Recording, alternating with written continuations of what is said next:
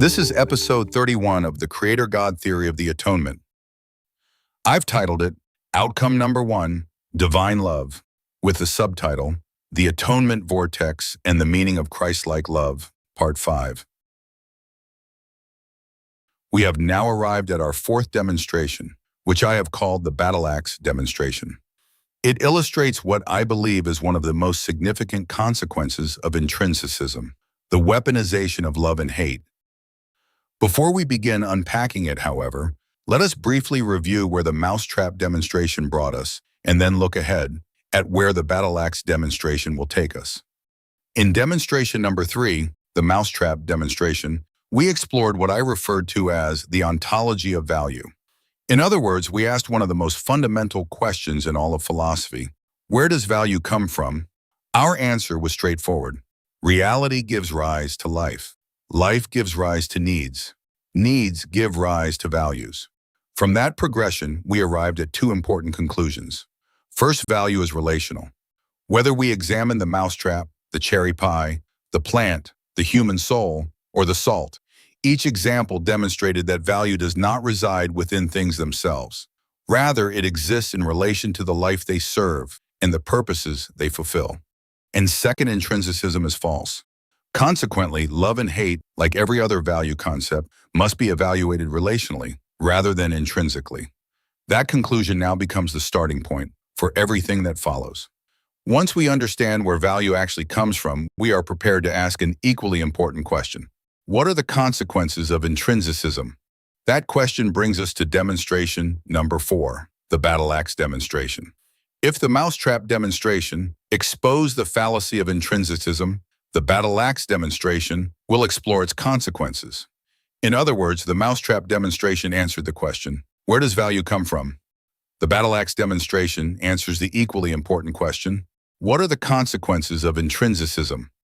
In this episode, we will watch how a single philosophical assumption gradually unfolds into an entire chain of cultural consequences, beginning with categories, moving to definitions, progressing to theological and cultural entrenchment, and finally culminating in moral enforcement. By the end of this demonstration, we will arrive at two important conclusions. First, intrinsicism assigns moral labels to content, treating it as intrinsically good or intrinsically evil. Second, the battle axe transfers those moral labels from content to people, transforming those labels into instruments of moral enforcement. With that foundation in place, let us begin.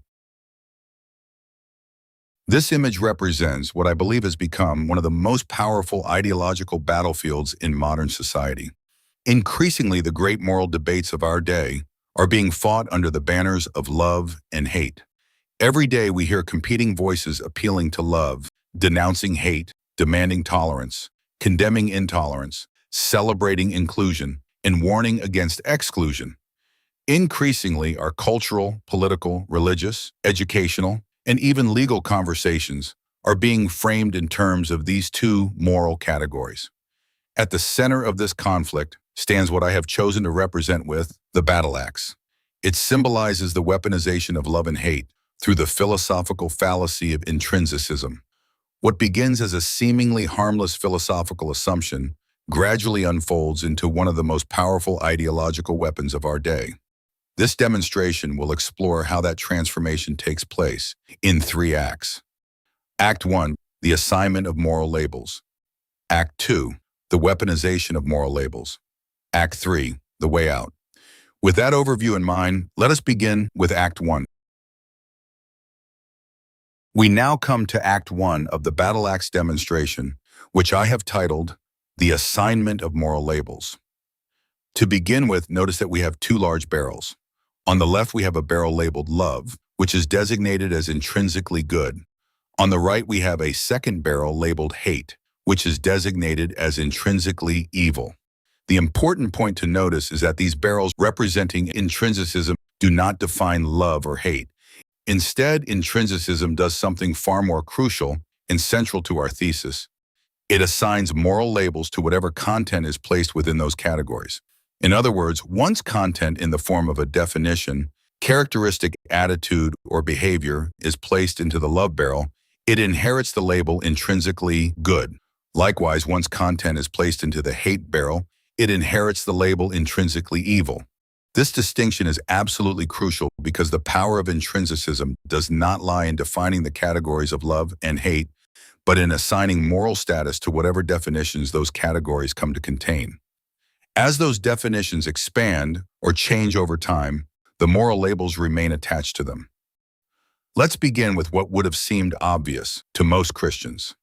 In the love barrel, we place qualities like selflessness, self-sacrifice, and unconditional love. In the hate barrel, we place qualities like malice, spite, and cruelty. At this stage, there is very little disagreement. Almost everyone agrees these categories have been filled appropriately. Rightly or wrongly, these characteristics have been associated with Christ-like love for so long that they simply feel self-evidently true. But that raises an important question. Why is it so difficult to even examine whether these really are the defining characteristics of Christ-like love? The answer is entrenchment. Once these characteristics have been placed inside the intrinsic love category, intrinsicism begins to do its work. They no longer appear to be ideas or propositions to be examined. They become virtues presumed to be inherently good. That is why concepts such as selflessness, self-sacrifice, and unconditional love have become so deeply entrenched. Once intrinsic goodness has been attached to the category of love, questioning its contents can easily be mistaken for questioning the very ideal of love itself. Now watch what happens.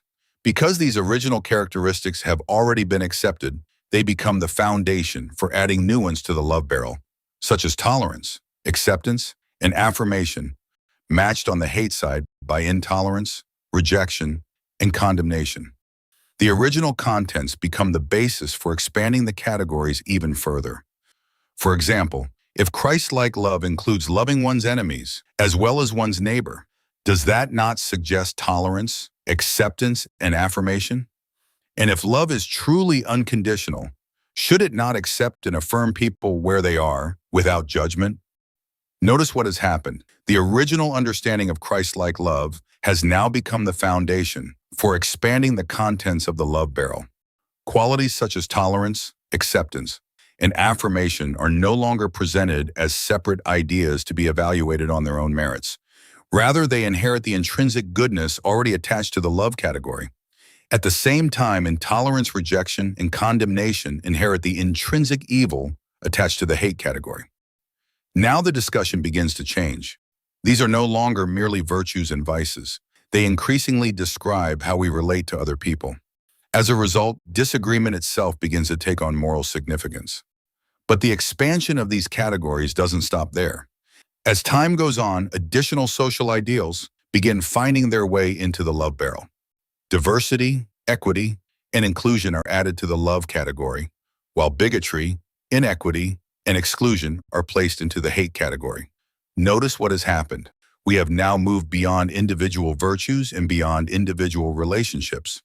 The discussion has expanded into society itself, and just as before, the categories continue assigning the moral label. Once diversity enters the love category, it inherits the label intrinsically good. Once bigotry enters the hate category, it inherits the label intrinsically evil. The same thing happens with equity and inclusion, along with their corresponding opposites. Now consider what follows. If diversity, equity, and inclusion have already inherited the label intrinsically good, then questioning any one of them can easily be interpreted as being bigoted, inequitable, or exclusionary. Notice what has happened. The relational questions have quietly disappeared. Instead of asking good to whom or good for what, the categories themselves begin determining the conclusion. This is love, that is hate. A moral boundary has now been established. A dividing line has been drawn.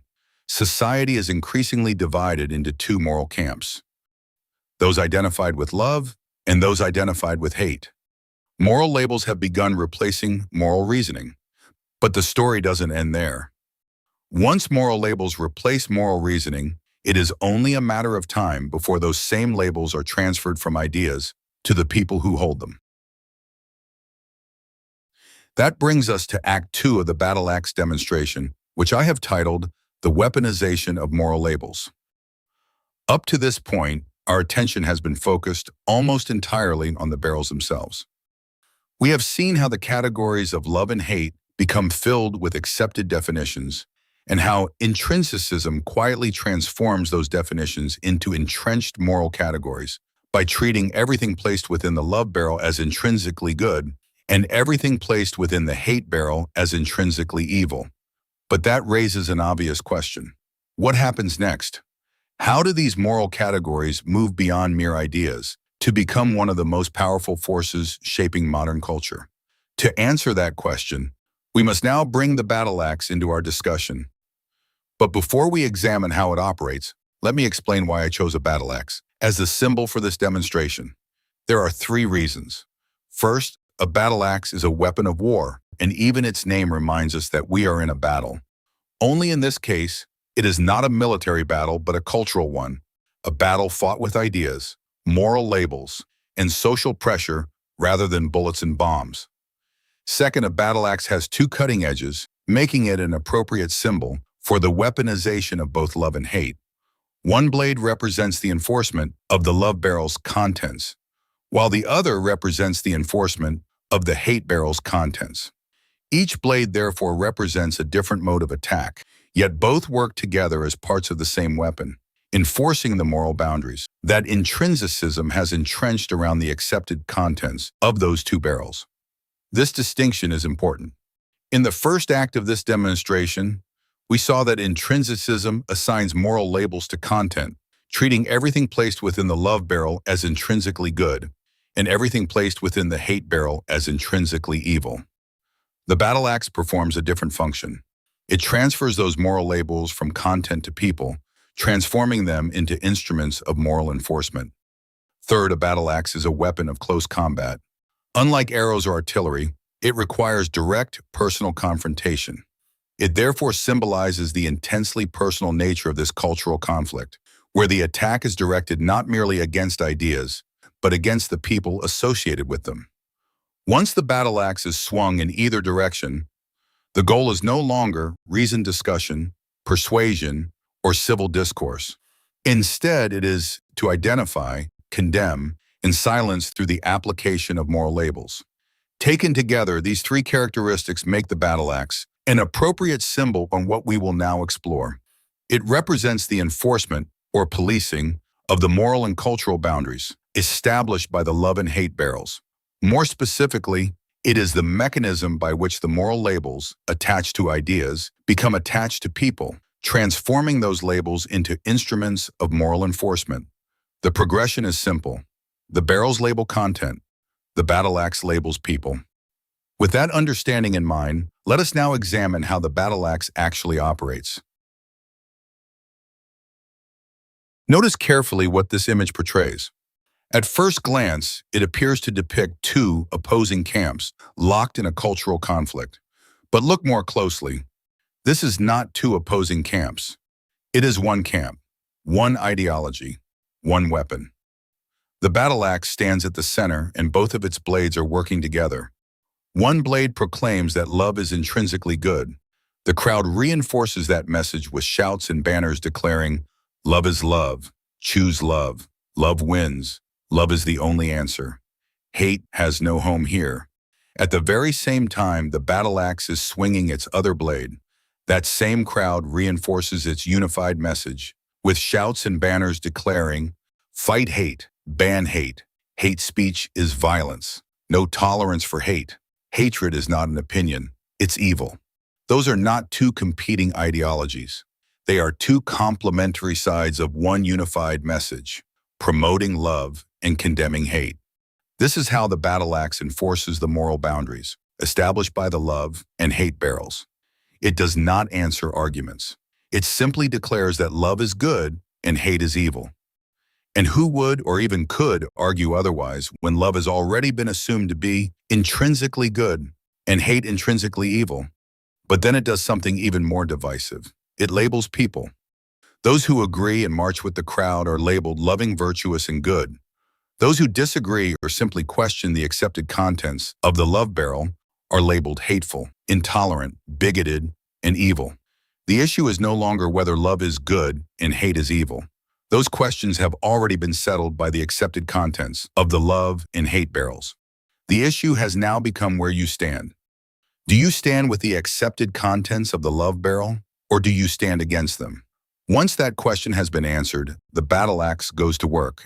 After all, the battle axe is not about defining content. It is about identifying and labeling people according to where they stand in this cultural war, as loving or hateful, virtuous or reprehensible, worthy of moral approval, or deserving of moral condemnation. Now let me show you what that looks like in everyday life.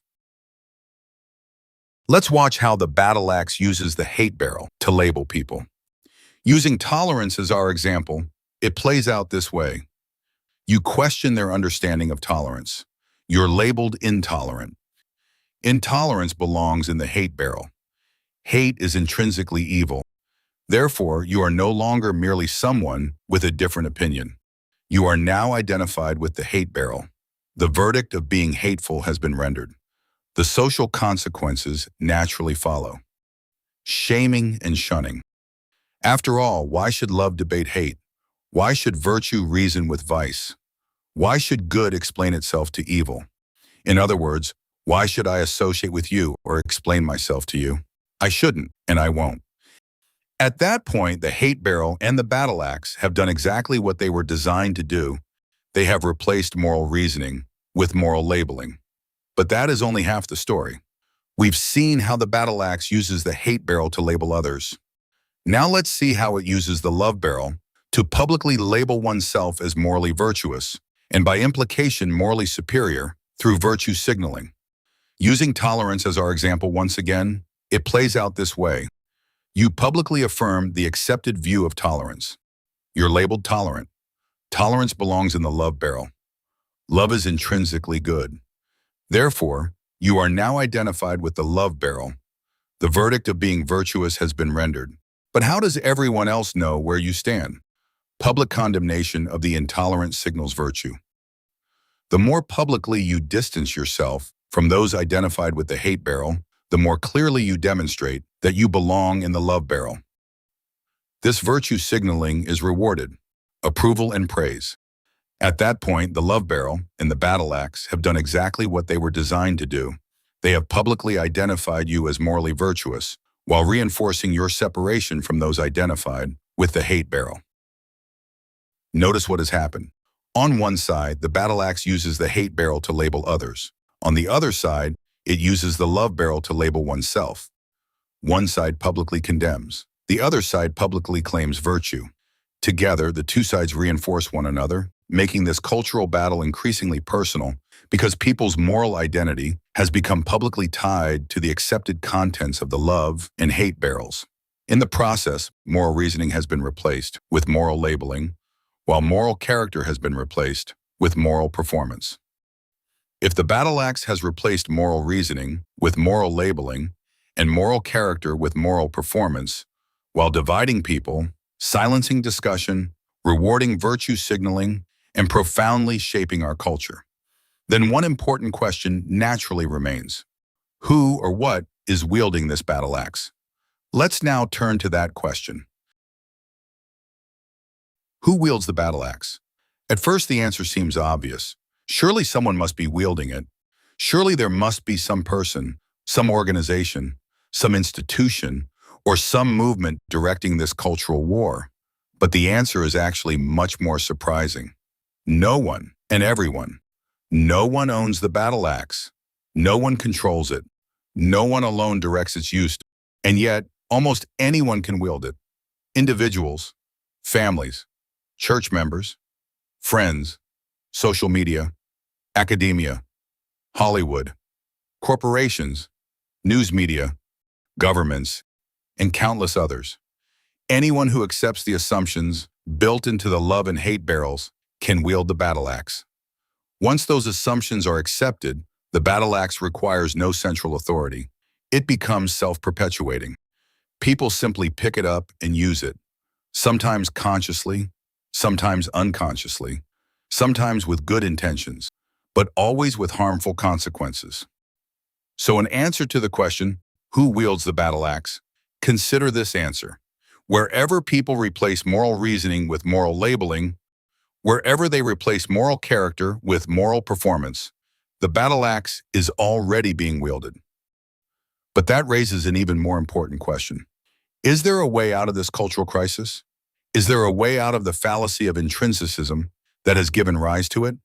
I believe there is. And that is precisely what we will explore in Act 3, the way out. As we begin, I would like to direct your attention to the illustration now on the screen. This six-story edifice represents the cultural war over the social, moral, religious, and political boundaries of acceptable behavior, under the increasingly divisive banners of love and hate. Notice that the structure is visibly cracked, damaged, and unstable. Each floor rests upon and builds upon the floor beneath it. Beside this crumbling edifice are two barrels labeled, "Love is intrinsically good," and "Hate is intrinsically evil," representing the classification of love and hate into absolute moral categories. Above the barrel stands a battle axe, representing the weaponization of those two categories. In short, the barrels establish the categories by labeling the contents. The battle axe enforces those categories by labeling people. With the illustration now before us, let us begin constructing this cultural edifice, one floor at a time. As we work our way upward, we will reconstruct the progression that has led to the present state of our cultural conflict. So let us begin with the first floor. Written across that floor are these seemingly simple words. Everyone agrees, love is good, hate is evil. I believe this first floor represents one of the few moral assumptions upon which virtually everyone agrees. Whether we are religious or secular, conservative or progressive, Christian or non-Christian, almost everyone agrees that love is good and hate is evil. With that agreement firmly in place, the discussion quickly moves away from whether love is good to a very different question. The question becomes what counts as love. Once it is generally accepted that love is good and hate is evil, attention naturally turns to defining what love is and what should properly be included within its meaning. It is here on the second floor that the first significant disagreements begin to emerge. Those disagreements naturally lead us to the third floor of the edifice. Written across this next floor are these words: definition of love becomes ever more inclusive. As our culture continues answering the question, what counts as love, the definition of love becomes ever more inclusive. New attitudes, behaviors, and relationships are gradually incorporated within the expanding boundaries of what society recognizes as loving. That continual expansion brings us directly to the fourth floor, where we have these equally interesting words written: accepted behaviors, continually expanding. And as the definition of love expands, so too do the boundaries of acceptable behavior. Behaviors once considered outside those boundaries gradually become accepted because they have now been incorporated into an ever more inclusive understanding of love. Once those new boundaries become established, the nature of the conflict itself begins to change as we turn to the fifth floor and find these ominous words written there: love and hate weaponized. Love and hate no longer function merely as descriptive words. They become powerful moral categories by which ideas, beliefs, behaviors, and ultimately people themselves are judged. And that brings us to the sixth and final floor. Written across that floor are these deeply divisive words: people are labeled virtuous or hateful. At this point, the conflict is no longer primarily about ideas or behaviors. It becomes about people. Those who embrace and promote the ever more inclusive definition of love are increasingly celebrated as loving, compassionate, tolerant, inclusive, and therefore morally virtuous. Those who question or oppose that expanding definition are increasingly portrayed as intolerant, bigoted, or hateful. In this way, society becomes increasingly divided into two opposing moral camps. The cultural divide grows progressively deeper and increasingly toxic, not simply because people disagree about ideas, but because they increasingly regard one another as belonging to opposing moral categories. This is where we find ourselves today, a cultural edifice that has become deeply fractured, profoundly divided, and dangerously unstable. This raises two questions. How did we end up here? And perhaps even more importantly, is there a way out? Let us begin with the first question. To understand how we arrived at this point, we must return to the very first floor of this cultural edifice, to those seemingly simple words. Everyone agrees, love is good, hate is evil. At first glance, those words appear innocent enough. In fact, they seem so obvious that almost no one ever thinks to question them. But I cannot overstate the significance of those few words as the starting point of the entire edifice now standing before us. For hidden within them is an assumption that quietly supports every floor we have just constructed. It is the hidden philosophical foundation upon which this entire cultural edifice and the cultural war it represents ultimately rests. That hidden foundation is intrinsicism, the assumption that love is intrinsically good and hate is intrinsically evil. In other words, the entire structure we have just built rests upon a philosophical fallacy. And once that false starting point is accepted, everything else follows naturally. Once the goodness of love is simply assumed, the question immediately becomes not whether love is good, but what counts as love. From there, the definition of love becomes ever more inclusive. The boundaries of acceptable behavior continually expand. Love and hate become weaponized, dividing society into opposing moral camps, where people are ultimately labeled as either morally virtuous or morally hateful. All because we began with a false philosophical starting point, the fallacy of intrinsicism. That reminds me of these words from the prophet Joseph Smith. If we start right, it is easy to go right all the time. But if we start wrong, we may go wrong, and it will be a hard matter to get right. I believe that is precisely what has happened. We started wrong, we went wrong, and it has indeed become a hard matter to get right. Which brings us to our second question. Is there a way out? I believe there is. But it begins by carefully examining the hidden assumption embedded within those seemingly simple words. Love is good and hate is evil. At first glance, that assumption appears perfectly obvious. But is it? Can love ever be wrong? Can hate ever be right? If love is intrinsically good, why does Scripture repeatedly warn us against the love of money, the love of the world, or becoming lovers of pleasure more than lovers of God? And if hate is intrinsically evil, why are we repeatedly commanded to hate wickedness and abhor evil? These are not trivial questions. They strike at the very philosophical foundation upon which this entire cultural edifice and the cultural war it represents has been constructed. If we have indeed started wrong, then it should not surprise us that it has become a hard matter to get right. So where do we begin? That is exactly what we will explore in our next episode as we turn from demonstrations to three foundational principles that point the way out of this fractured cultural edifice and the cultural war it represents, not by assigning new moral labels, but by restoring moral reasoning through the reestablishment of life as the objective standard of value. To explore those principles, we invite you to join us for part 6 of outcome number 1, Divine Love, with the subtitle, The Atonement Vortex and the Meaning of Christ-like Love.